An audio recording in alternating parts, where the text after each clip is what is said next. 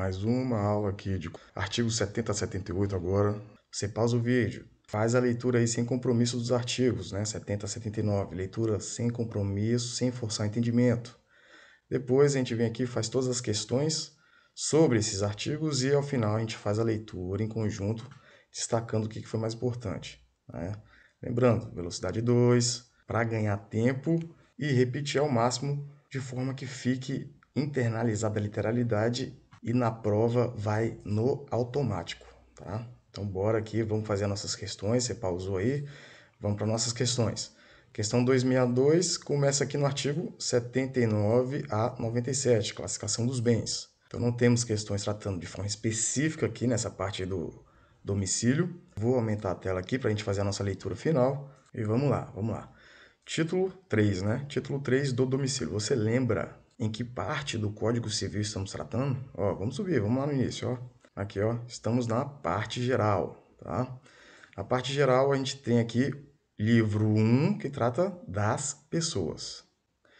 Estamos no título 3 do livro 1, que é a parte do domicílio, tá? Então, antes do domicílio veio o quê?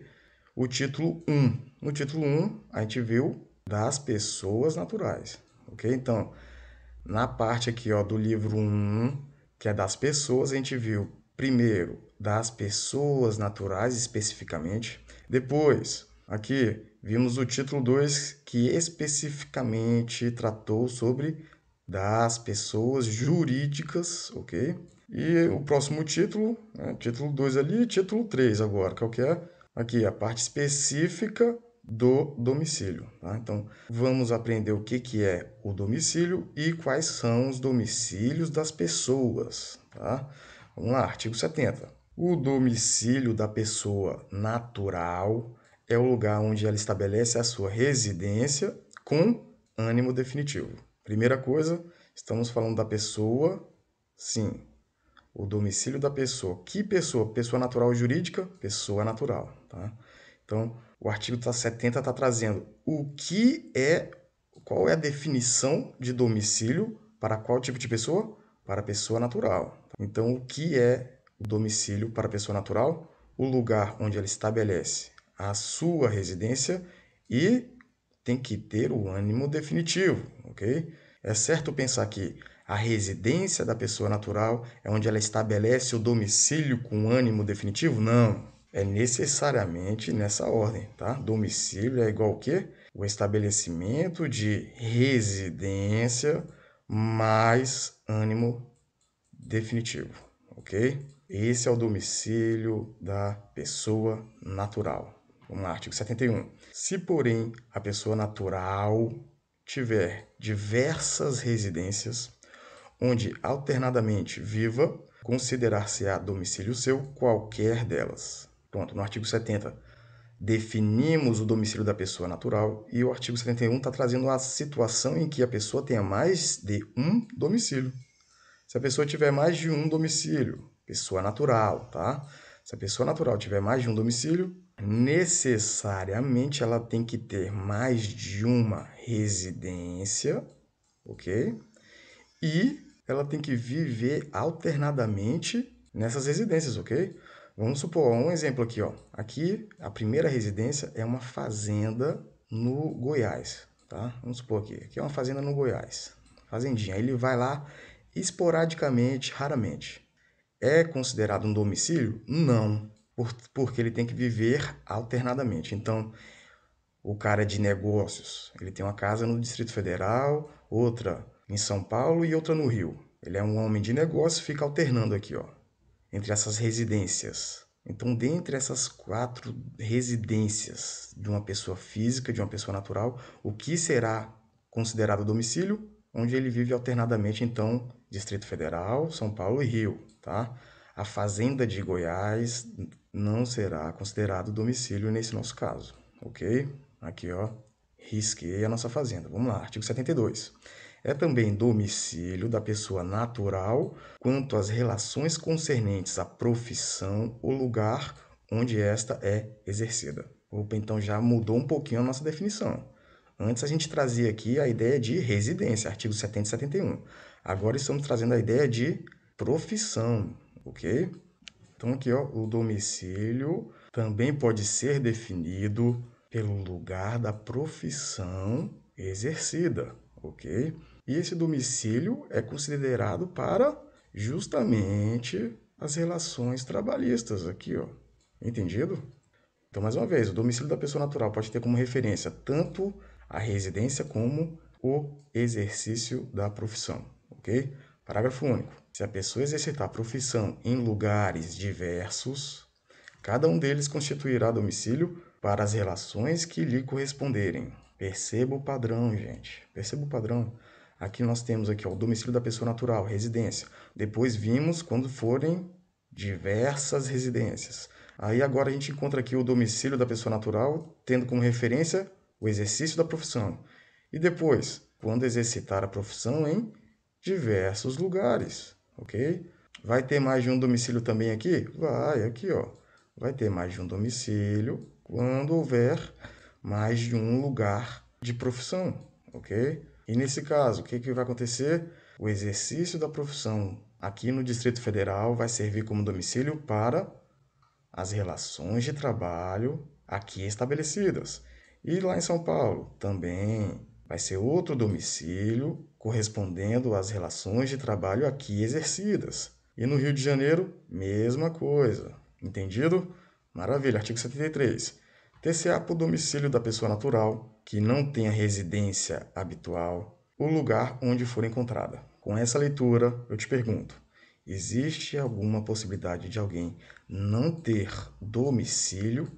Jamais. Toda pessoa natural, toda pessoa física tem domicílio? Sim.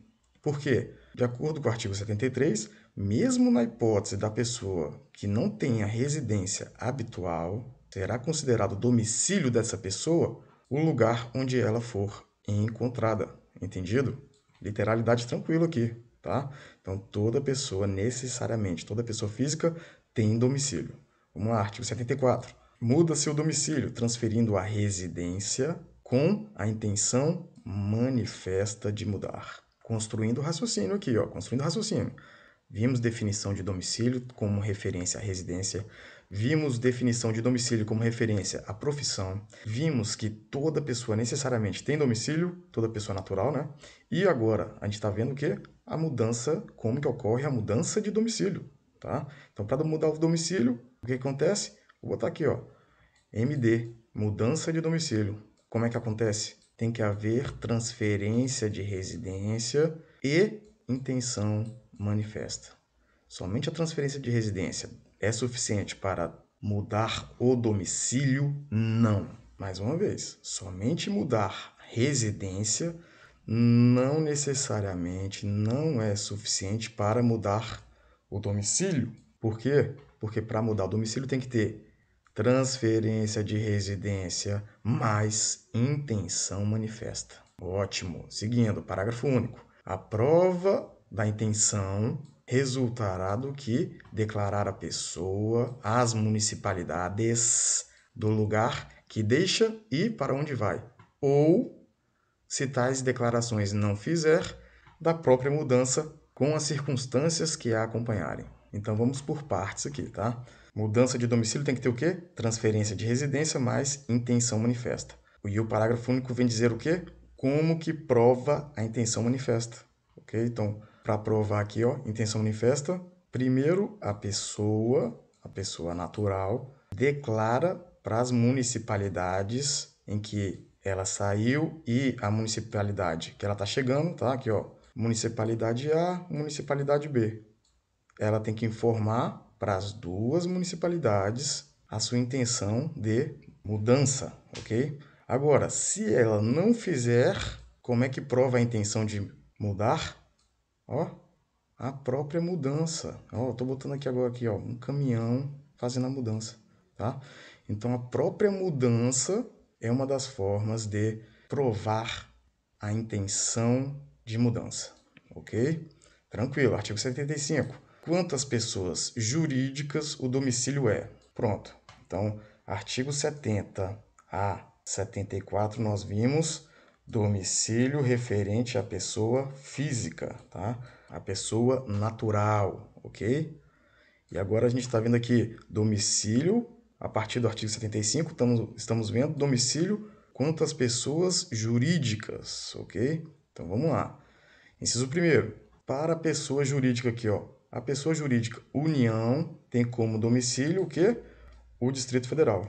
Tá escrito aqui que o domicílio da União é Brasília? Não. BSB, Brasília, não é o domicílio da União. Tá escrito todo o território nacional? Não.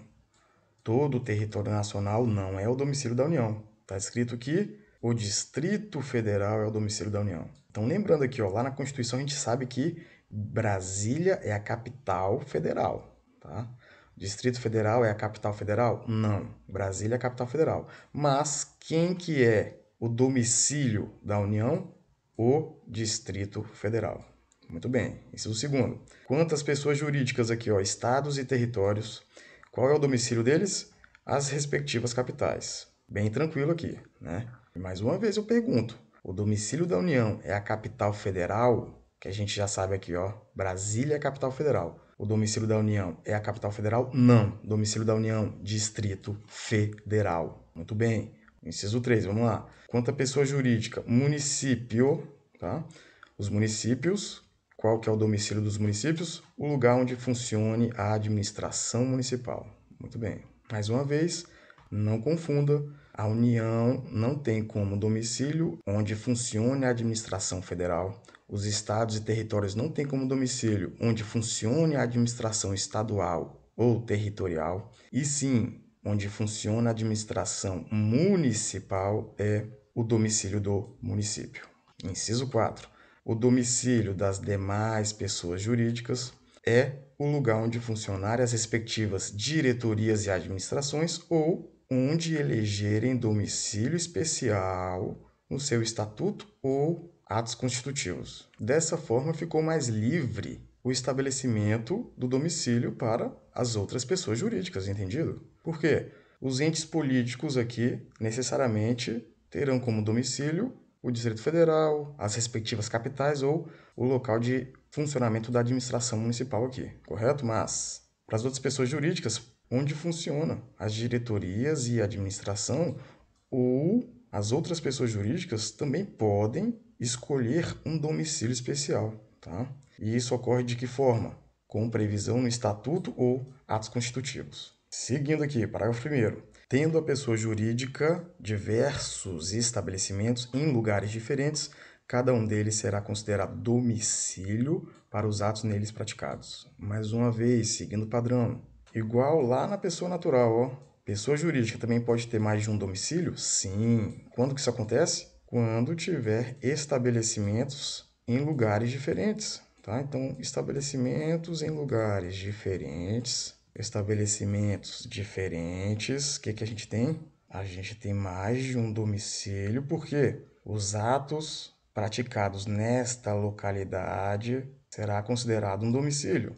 Pessoa jurídica também tem outro estabelecimento aqui, ó. Opa, os atos praticados neste estabelecimento terão como domicílio esta outra localidade. E isso se repete aqui também? Sim, tá? Bem tranquilo nossa literalidade, tá? Vamos lá, seguindo. Se a administração ou diretoria tiver sede no estrangeiro, haver-se-á por domicílio da pessoa jurídica o tocante às obrigações contraídas por cada uma das suas agências, o lugar do estabelecimento, cito no Brasil, a que ela corresponder. Resumo da ópera. A nossa leitura aqui do parágrafo 1º, tendo como mais de um domicílio a pessoa jurídica com estabelecimentos diversos em lugares diferentes, isso aqui muda quando a administração ou diretoria tiver sede lá no estrangeiro? Não, não muda, tá? Então, mesmo a sede sendo no estrangeiro, os estabelecimentos que estiverem aqui no Brasil terão como domicílio para os atos praticados aqui a localidade de cada estabelecimento respectivo. Tranquilo? Não mudou nada, tá? Seguindo, artigo 76. Tem domicílio necessário ou incapaz o servidor público militar, o marítimo e o preso. Opa, então pronto. Fechamos aqui no início o domicílio da pessoa natural, certo? Artigo 70 a 74. Depois, artigo 75, trouxe o domicílio das pessoas jurídicas, ok? E agora a gente está aprendendo aqui a definição de domicílio necessário. Mnemônico muito tranquilo para lembrar disso aqui. O servidor público, né, que estudou, abdicou de várias coisas e se dedicou para passar no concurso público. O que acontece? O servidor público, ele é incapaz de mimar, tá? Ele é incapaz de mimar um preso. Aqui, pronto. Entendido? Esse é o nosso mnemônico aqui, ó, entre aspas, tá? Para decorar o nosso domicílio necessário. Ok? Então, mais uma vez, domicílio necessário. Quem que tem? O servidor público é incapaz de mimar um preso, tá? E o nosso mimar aqui é militar e marítimo. Então aqui chegamos na nossa grande exceção, né? É a nossa grande exceção do domicílio das pessoas naturais. É o domicílio necessário. Vamos lá, parágrafo único. O domicílio do incapaz é o do seu representante ou assistente. O domicílio do servidor público, o lugar em que exerce permanentemente suas funções. O do militar, onde servir e, sendo da Marinha ou da Aeronáutica, a sede do comando a que se encontrar imediatamente subordinado. O domicílio do marítimo, onde o navio estiver matriculado. E o domicílio do preso, o lugar em que cumprir a sentença. Então, o artigo 73 trouxe aqui no caput quem tem domicílio necessário, certo? E o parágrafo único está dizendo qual é o domicílio necessário. Então, bem tranquilo. O incapaz pode se defender? Não, ele precisa de um representante ou de um assistente para defender. Por isso, o domicílio do incapaz é o representante ou assistente, ok? O servidor público é uma parte do Estado, sim. Por isso, o domicílio do servidor público tem que ser o quê? Onde exerce permanentemente suas funções. O militar que defende a pátria, defende o Estado ali, tem que ter como domicílio o quê? Onde ele estiver servindo, tá? Então aqui, o militar do Exército é onde ele estiver servindo, tá? E no caso da Marinha ou da Aeronáutica, né? Perceba, a Marinha o cara entra num navio e se desloca de um lado para o outro facilmente. E a Aeronáutica, o cara também entra no avião e se desloca facilmente. Por isso que, nesses dois casos, não é onde ele servir, e sim onde ele se encontrar, ou seja, onde ele estiver imediatamente subordinado à sede do comando lá do local onde ele se encontra, ok? Aqui o do marítimo, o domicílio do marítimo é onde o navio estiver matriculado, tá? É bem tranquilo também, porque que nós somos animais terrestres, ok? E você tem que entender o quê? Que o marítimo ele tem obrigações específicas, comportamentos específicos lá no mar, cara, tá? Então, por isso que a lei trouxe aqui. O domicílio do marítimo é onde o navio estiver matriculado. E por último aqui, domicílio do preso, ou seja, de uma pessoa que está sob custódia do Estado. O que nós temos? Domicílio do preso é o lugar em que cumprir a sentença. Tranquilo? Vamos lá, artigo 77, está acabando. O agente diplomático do Brasil, mais uma vez. Encontramos a exceção no artigo 76, que é o domicílio necessário, e agora outra exceção aqui no artigo 77, que é sobre o agente diplomático. Tá? Então vamos lá, o agente diplomático do Brasil que, citado no estrangeiro, alegar extraterritorialidade sem designar onde tem no país o seu domicílio, poderá ser demandado no Distrito Federal ou no último ponto do território brasileiro onde teve. Bem tranquilo também, tá? Então aqui, ó, o diplomata, ele é o que? Ele é um representante direto do Brasil nos outros países, tá? E quando abrirem um processo do diplomata brasileiro lá no outro país e ele falar, opa, minha jurisdição é a brasileira, tá? E ele fala lá, ó, alegou a extraterritorialidade. O que acontece? Ele vai indicar o seu domicílio aqui no Brasil? Vai, tá? Agora, qual é o risco dele alegar a extraterritorialidade, dizendo lá, né? Opa, minha jurisdição é a brasileira, e não indicar o domicílio no Brasil? Pode. E acontecendo isso, o que acontece? Ele poderá ser demandado ou no Distrito Federal ou no último ponto do território brasileiro onde o teve. Entendido? O L aqui botei de último lugar, tá bom? Distrito Federal, o último lugar no Brasil. Para finalizar, artigo 78, vamos lá, nos contratos escritos, poderão os contratantes especificar domicílio onde se exercitem e cumpram os direitos e obrigações deles resultantes. De acordo com o nosso artigo 78, pode ser contrato oral? Não. Tem que ser contrato escrito. E nesse caso aqui, os contratantes, as partes aqui contratuais, elas podem escolher determinado domicílio para cumprir e exercitar os direitos e obrigações. Aqui, domicílio A. Eles podem fazer isso? Pode.